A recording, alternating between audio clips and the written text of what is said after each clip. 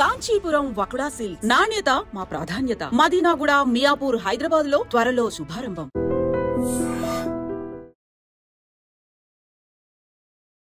Hi, hello, నమస్తే, welcome back to iDream media. ఈరోజు మనతో ఉన్నారు సర్టిఫైడ్ ఫైనాన్షియల్ ప్లానర్ అయిన సుభాష్ బాబు గారు.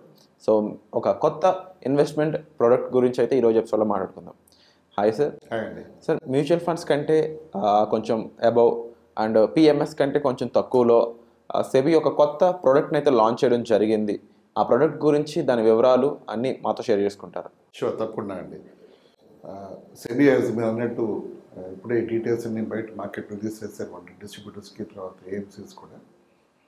ఇది చాలా రోజు మనం చూస్తున్నాం. చాలామంది ఇన్వెస్టర్స్ ఇండియాలో ఫ్యూచర్స్ ఆప్షన్స్, డెరివేటివ్స్లో వాళ్ళు దాని థ్రిల్ కోసం అనొచ్చు, రిటర్న్స్ కోసం అనొచ్చు, ఇన్వెస్ట్ చేయడం, డబ్బు పోగొట్టుకుని తిరుగుతుంది. సెబీ కాన్స్టెంట్గా అవేర్నెస్ క్యాంపెయిన్ కూడా రన్ చేసింది. రేపు 1 to 5% people are making money in ఎఫ్ఎండో. ఎటు వచ్చి అది ట్రై చేసింది, అది ఆగలేదు. దాని తర్వాత ట్రేడింగ్ కావాల్సిన రెస్ట్రిక్షన్స్ కూడా పెంచారు. మరి మార్జిన్స్ పెంచడం అని చేసి కూడా అప్పటికి కూడా అది urge for investing in speculative products అలాగే మెయింటైన్ అవుతుంది ఇన్వెస్టర్స్ మైండ్లో. సో దాన్ని ఇచ్చడం కోసం SEBI has come with good product. ఇప్పుడు మ్యూచువల్ ఫండ్స్ అంటే నార్మల్గా మినిమం 500 రూపాయల నుంచి హైయర్ లిమిట్ లేదు మ్యూచువల్ ఫండ్స్ ఇన్వెస్ట్మెంట్ చేయడానికి. తర్వాత కామన్గా ఒక వ్యూ ఏమిటంటే కొంచెం హెచ్ఎన్ఐస్ కానీ లేకపోతే అల్ట్రా ఇండివిజువల్స్ కానీ అంటే కామన్ మ్యాన్ అంటే వాళ్ళు డ్రైవర్ ఇన్వెస్ట్ చేసే మ్యూచువల్ ఫండ్స్, అతను చేసే ఇన్వెస్ట్మెంట్ మ్యూచువల్ ఫండ్స్ కామన్గా అల్టిమేట్గా ఒకే స్కీమ్లో వెళ్ళచ్చు, ఒకే దీంట్లో వెళ్ళచ్చు. కాబట్టి ఒక డిఫరెన్సియేషన్ లేదు. నేను ఎక్కువ రిస్క్ తీసుకోగలను కాబట్టి నాకు ఇంకొంచెం బెటర్ ప్రొడక్ట్స్ ఉంటే బాగుంటుంది అనుకున్నాను.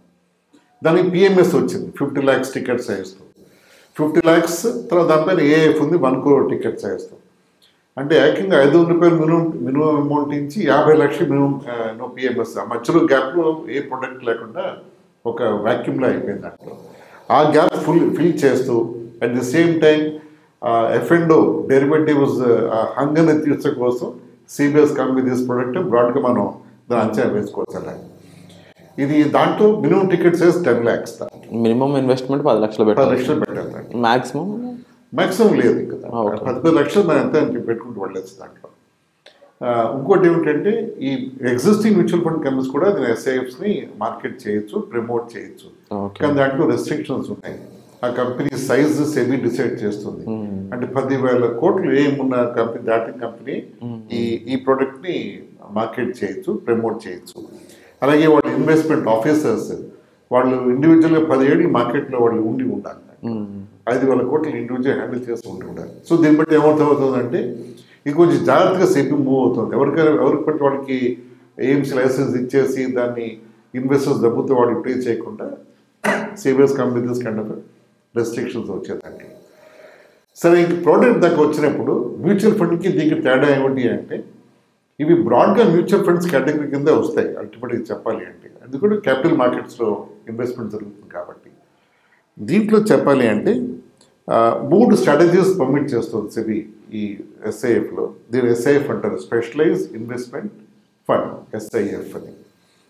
ఈక్విటీ లాంగ్ షార్ట్ ఫండ్స్ అని, దాంట్లో 80% వరకు ఈక్విటీలో ఇన్వెస్ట్ చేయొచ్చు.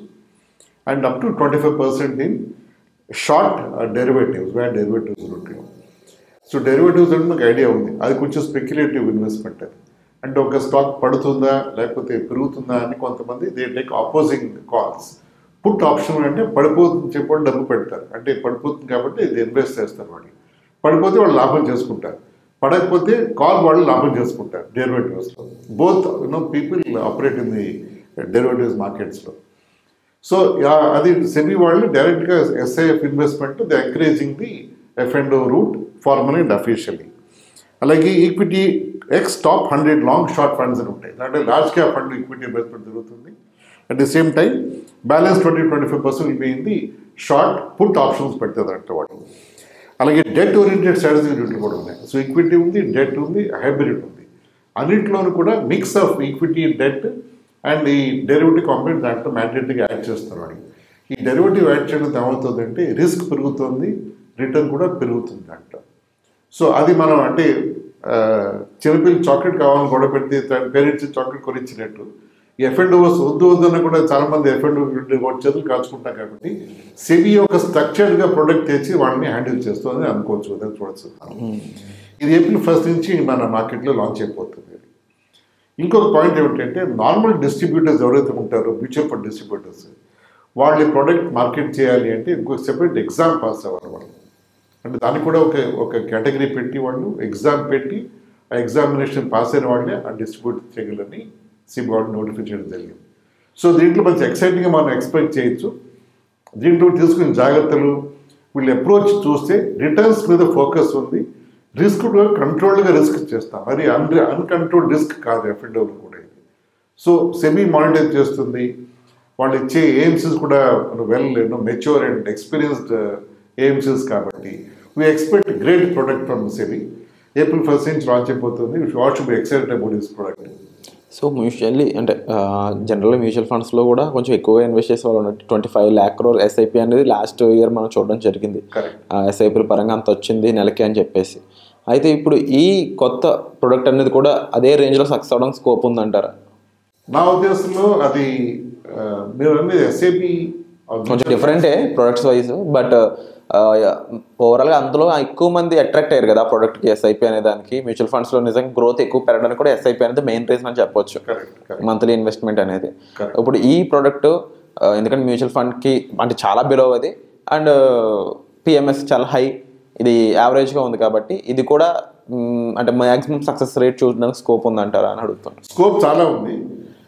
నెంబర్స్ పరంగా చూస్తే mutual fund large volume segment అది, అంటే చిన్నవాళ్ళు పెద్దవాళ్ళు దాంట్లో బాస్కెట్ పెద్దగా బిగ్ స్కోప్. ఇది కొంచెం స్పెషలైజ్డ్ ప్రొడక్ట్ కాబట్టి ఇది క్వాలిటీ ఆఫ్ ఇన్వెస్టర్స్ కొంచెం 10 lakhs అబోవ్ కాబట్టి వాల్యూమ్ తక్కువనే వాల్యూ మ్యాచ్ అవుతుందని నా ఉద్దేశం. అది ఇంకొక చిన్న పాయింట్ చెప్పాలి మీకు, మ్యూచువల్ ఫండ్స్ అనేది minimum ticket size 500 rupees AMC బట్టి ఉంటుంది. అది పిఎంఎస్ 50 lakhs, ఏ 1 crore ఆల్టర్నేటివ్ ఇన్వెస్ట్మెంట్స్ అని. ఫాస్టెస్ట్ గ్రోయింగ్ సెగ్మెంట్ ఈ మూడిట్లో AF India. Okay, highest investment quality people, highest age growth rate చూస్తే అంటే ఎవ్రీ ఇయర్ వాళ్ళ ఏఎఫ్లో ఉన్న డబ్బు పెరిగే రేట్ చూస్తే హైయెస్ట్ ఈ 3 categories. అంటే డెఫినెట్గా people like to invest in high yield return and ఎక్కువ ఇన్వెస్ట్మెంట్ చేసే పెన్షన్ కూడా మన ఇండియాలో ఉందేమో రియలైజ్ చేయొచ్చు. Wonderful sir. సో ఇది లేటెస్ట్ ప్రోడక్ట్ ఫ్రమ్ సెబీ.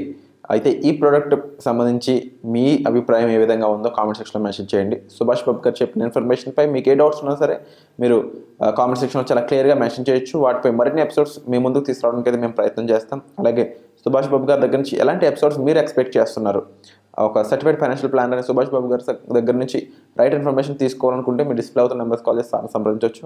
వచ్చే ఎపిసోడ్లో మళ్ళీ కలుద్దాం. Thank you so much sir. Thank you.